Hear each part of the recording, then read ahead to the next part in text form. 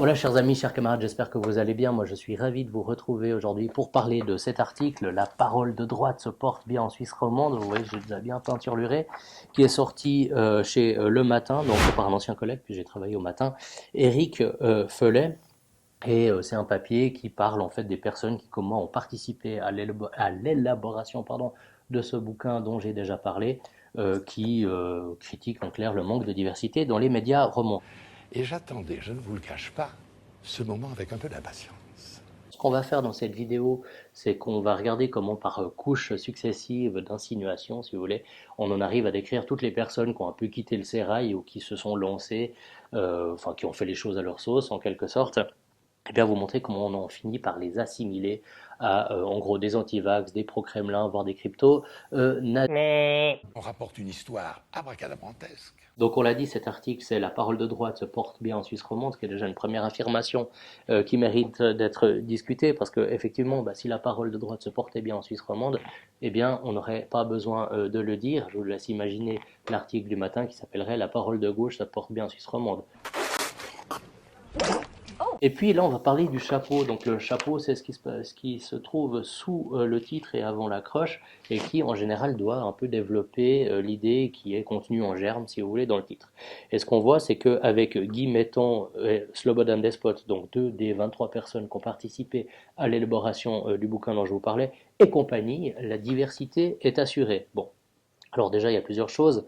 Euh, Guy Metton, Slobodan Despot sont deux personnalités assez médiatiques, enfin qu'on entend facilement. On peut les considérer comme des poids lourds, si vous voulez, de notre groupe, mais enfin de notre groupe, des personnes qui ont participé à ce bouquin. Mais précisément, eh bien, il n'y a pas de groupe et encore moins de compagnie. La notion de compagnie renvoie à l'idée d'une cinquième colonne, comme s'il y avait un côté un peu militaire, comme si on avait, je ne sais pas, envie de renverser l'ordre démocratique suisse ou que sais-je.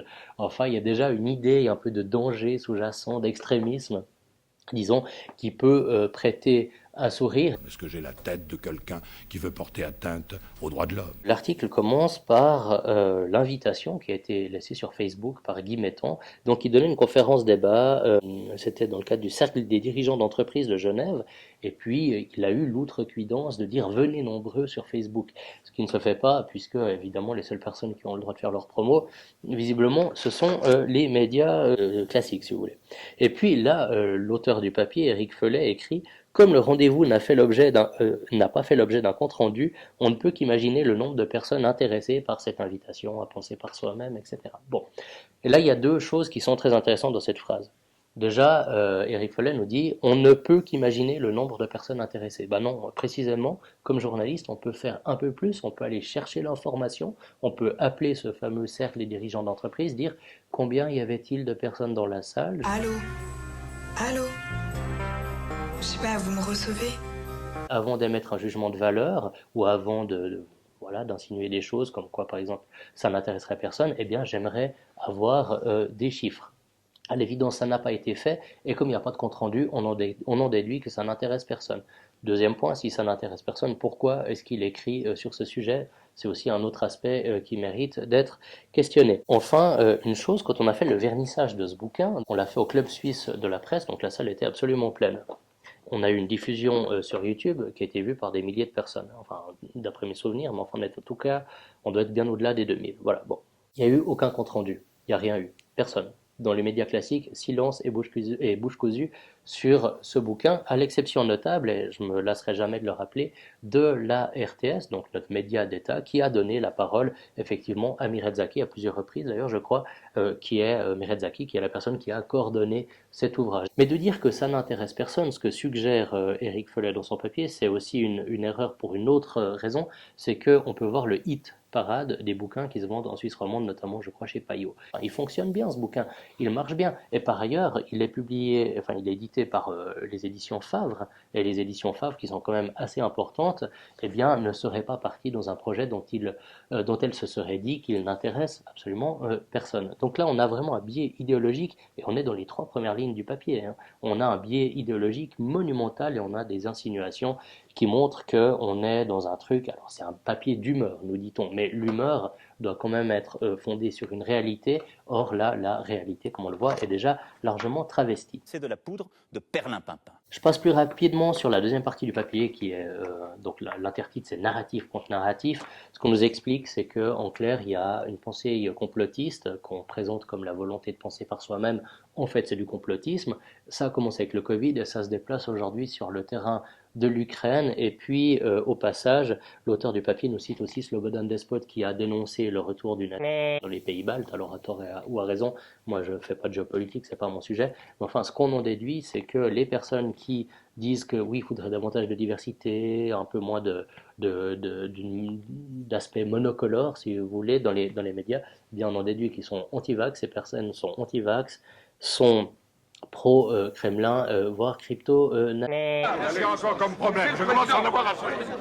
et puis alors le raccourci des raccourcis, c'est le moment, il y a cette notion qui revient plusieurs fois dans le bouquin, selon laquelle effectivement il y a un problème de monoculture idéologique dans les médias sur certains sujets, typiquement le Covid. Alors je l'ai déjà dit dans une autre vidéo, le Covid, moi c'est pas mon sujet, ça me saoule souvent, genre, ça m'intéresse pas plus que ça. Mais enfin, toujours est-il que effectivement les médias auxquels j'appartenais encore à ce moment-là, eh bien ont été assez dociles durant la crise. Voilà. Ça ne veut pas dire qu'on n'a pas donné la parole à des opposants, mais enfin, à des opposants à la gestion politique, si vous voulez.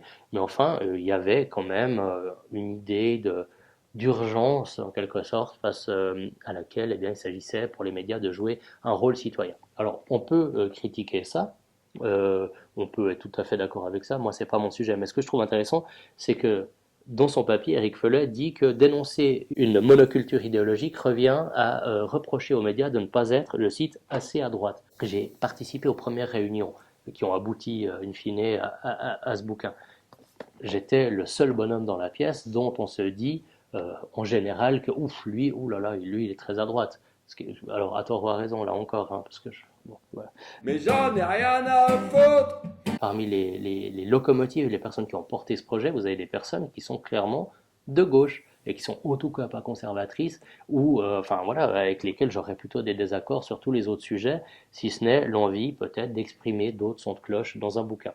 Eh bien, je ne suis pas disposé, je vous le dis tout de suite, à subir le terrorisme intellectuel venu d'une gauche que je considère comme moralement et intellectuellement décadent. J'observe enfin que dans son papier, tous les auteurs qui sont cités pour montrer que c'est des horribles, il n'y a que des hommes, alors à part la personne qui a coordonné l'ouvrage, mais pourtant il y a 7 femmes dedans. Et le journaliste qui a rédigé ce papier étant un chantre de l'égalité homme-femme, je m'interroge sur l'invisibilité, c'est compliqué hein, quand on n'est pas de ce truc, Vous avez gagné un dictionnaire, regardez. sur l'invisibilisation des femmes. Est-ce qu'il s'agit juste d'un accident? Est-ce qu'il n'a pas lu le bouquin? Est-ce qu'il n'a pas regardé la liste? Enfin, d'où vient qu'il ne cite que les hommes? Est-ce qu'il estime que peut-être les femmes écrivent mal? Enfin, il y a quelque chose qui là m'interpelle grandement. Et je termine avec le dernier passage du bouquin où, effectivement, Guy Mettan, sur lequel il a construit hein, tout son récit, eh bien, Guy Mettan nous parle d'un bourrage de crâne généralisé qui a eu lieu sur l'Ukraine ou le Covid, ou enfin, que sais-je. Bon. Et l'auteur nous dit, oui, on aimerait bien savoir qui a commencé, hein, un peu comme les gamins, pour nous dire qu'effectivement, il y a une volonté d'envahir la pensée de l'autre pour qu'il ne pense plus par lui-même. Voilà. Bon, alors déjà, on voit pas où il veut en venir, parce que d'abord, penser par soi-même, c'était du complotisme. Maintenant, c'est pas bien d'empêcher les gens de le faire. Enfin, c'est pas très clair. Mais enfin, ce qui est très clair, en revanche, c'est que la démocratie, l'art démocratique, repose sur l'opposition, sur le combat d'idées. Win, the yes, needs the no to win, again the no. Ce combat peut être agréable, peut être amical, peut être courtois, enfin toutes des choses que je valorise.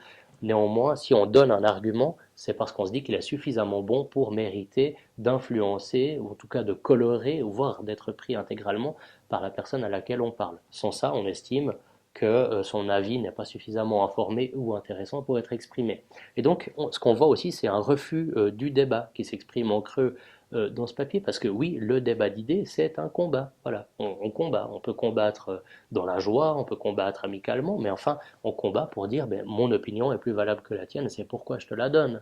Sans quoi, qu'est-ce qu'on fait pour dire ah non, là, quand tu exprimes ton avis, ça me heurte, etc.